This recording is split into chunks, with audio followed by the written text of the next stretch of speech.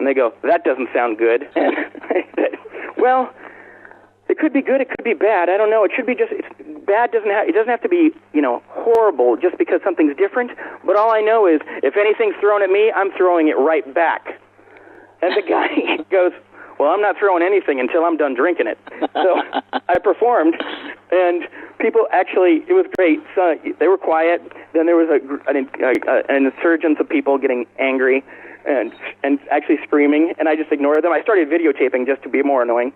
And then at the end, it was great because those same guys at the beginning, after I did about a half hour's worth of material, much to their chagrin, poor people, the guys who I'd talked with at the beginning came over, and they go, we don't know what the heck you were saying up there, but you got some real cojones doing it in here.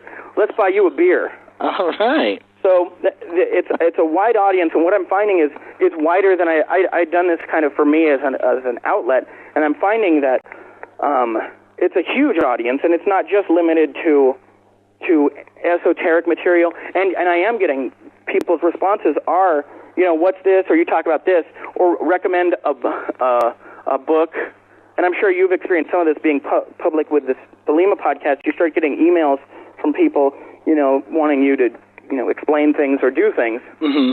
And my favorite, ones have been like emails explaining, the stele of revealing and stuff, where they could find one, or like just practical things. Like, they don't say, hey, I like your music. They say, you're a resource.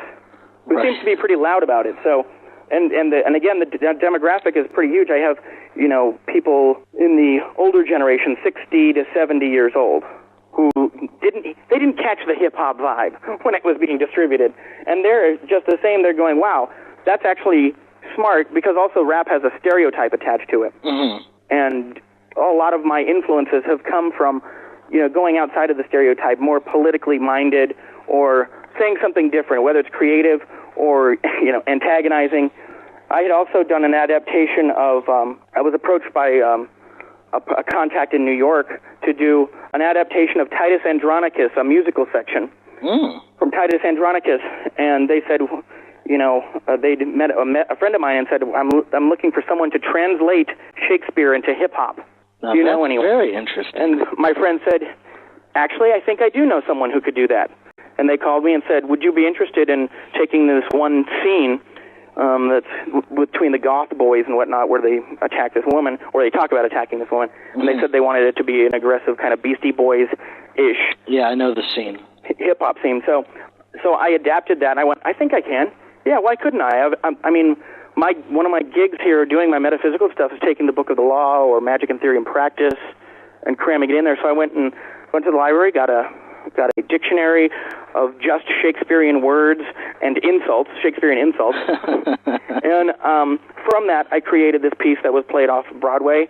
So there's a varied response, and it's coming from all angles, and it's actually exciting because I didn't anticipate any of this, Mm-hmm. Well, what do you think the Thelemic material brings to it? You said that there's a stereotype about rap, and often you hear rappers just saying that they're the best, or they're rapping about, their cars, or their clothes, or the girls, or stuff like that. What does the Thelemic material bring to it that makes it unique?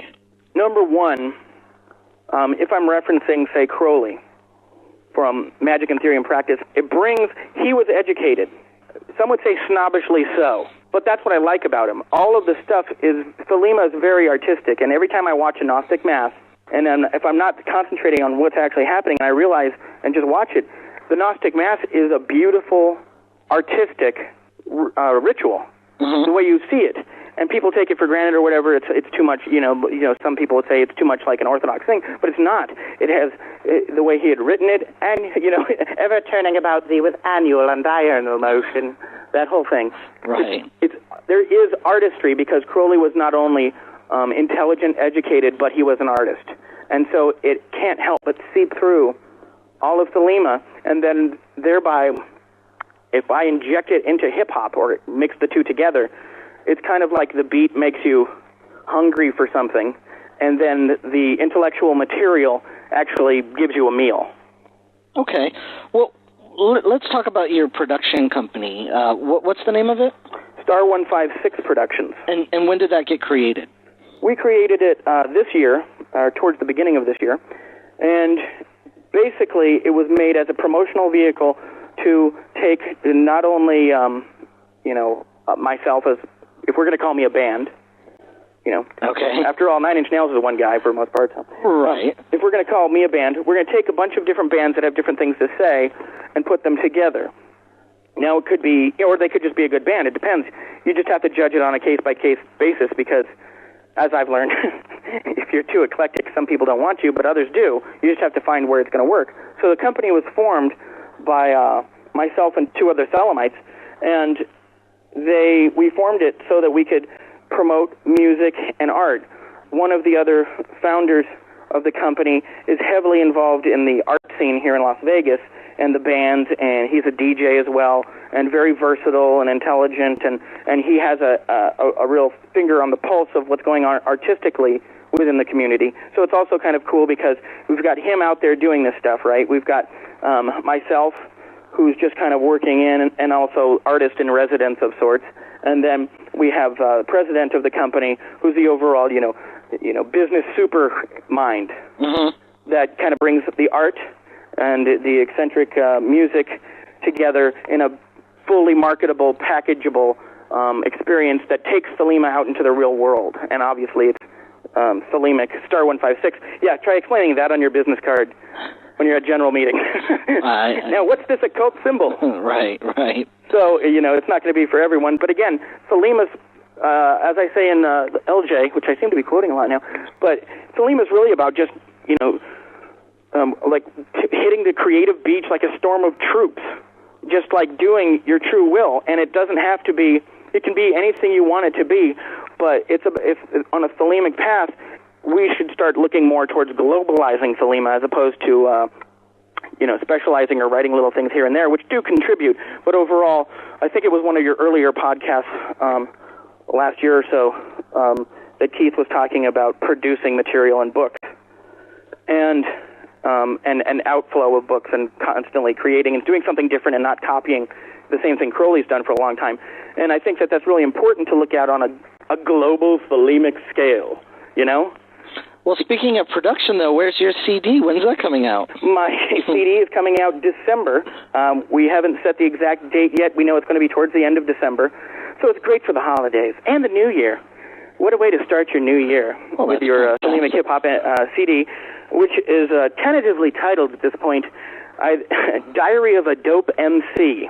I chose that instead of the other idea of Raptism of Fire. Yeah, I think the first one's better. Yeah. Well, if people want to hear some of your music, where can they find you on the web? We will have a website connected to it, which is being constructed now, but my mode of choice is www.myspace.com/scholar, or / I guess it's called. Right. Scholar. All right, and I'll have a link to that on the show notes. Beautiful. And you have a few songs up there right now? I do. I have 3 songs. They will probably be changed out. The first one is more of a mainstream thing, but still, even in my what I would call my mainstream songs, it still goes a little too far over. Who's Dionysus, and why do you keep mentioning him? Stuff like that. But it has a mainstream song, and I think 2 metaphysical songs. And the CD will be packaged so that it's a mixture, but there will also be a version available for those who are just interested in Thelema and ceremonial magic, so that you don't necessarily have to. If you want to specialize, we're going to have multiple copies available for this, reaching the people's specific needs, John. All right. Well, that sounds good, Christian. So you'll have to let me know when that CD comes out so we can let people be aware of that so they can go and get it. That sounds sweet. Well, we need to wrap things up. So oh, that's precious. I will have a link to that, and I will be playing an outgoing song of yours called 93. And I appreciate you being on the podcast, 93. Thank you, John, 93.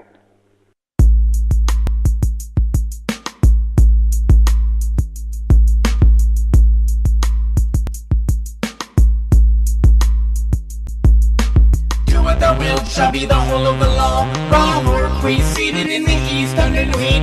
No law beyond, do what thou wilt. Love is the law, love under will. Do what thou wilt shall be the whole of the law. Law or queen seated in the east underneath.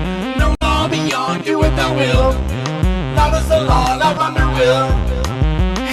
The manifestation of Nuit proceeds, the great book, holy document, sacred light, handed from the secret chiefs to the beast, prophet of the new aeon, with more power than a seance. On, off, knock, on, sue. The skill of revealing is calling you to your true will, where your jewels and rich robes and toast. The equinox is on, so raise your chalice and sing along. Do it thou wilt, shall be the whole of the law. Raw war queen seated in the east under Nuit, no law beyond. Do it thou wilt.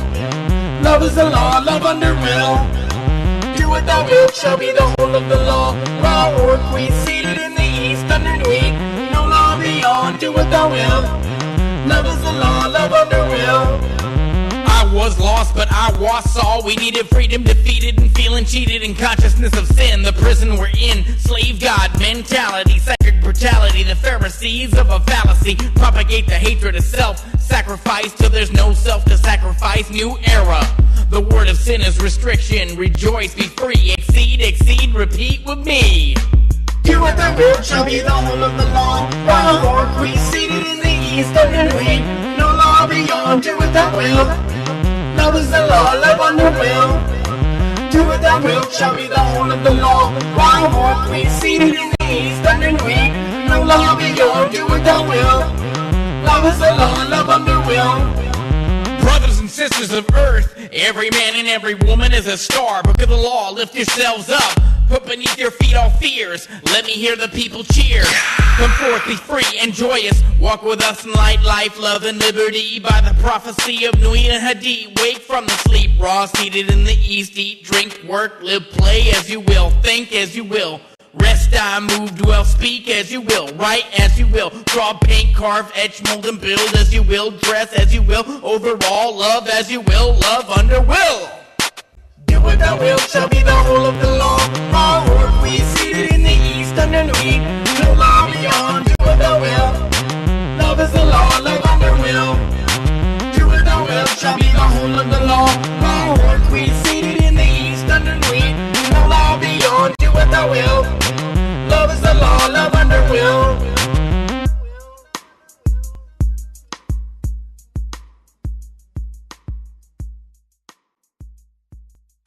Thanks again to Christian Fitzharris, a.k.a. Scholar, for being on the show and for also sending in that music. I look forward to December when his CD comes out. Next we have Keith418 talking about cults and the appearance of being cultic. This stems from some discussion that he and I have seen recently online where a lot of people are saying various things about the Thelemic community and that they don't want to do certain tasks because that would seem to make Thelema cultic, or that because they don't look cultic, it's some kind of consolation prize. So I got into that with Keith, and it's a very interesting conversation. So here it is. Keith, welcome back to the podcast, 93. Oh, 93, John. Thanks for having me.